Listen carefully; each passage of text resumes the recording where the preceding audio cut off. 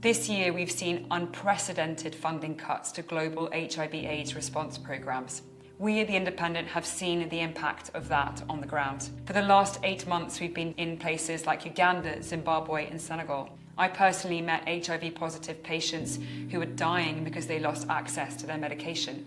HIV-positive mothers who are terrified because they cannot stop transmission to their unborn children. I met young boys and girls who've been orphaned in the last few months because their parents lost their care.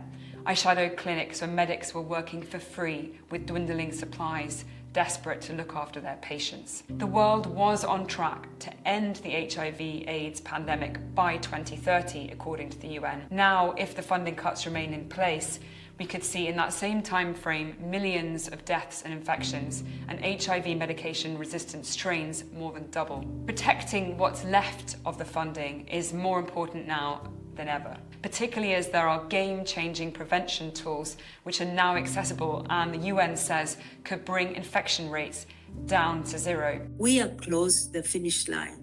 The UK should stay on course and help the world to end this disease. We can race to the finish line.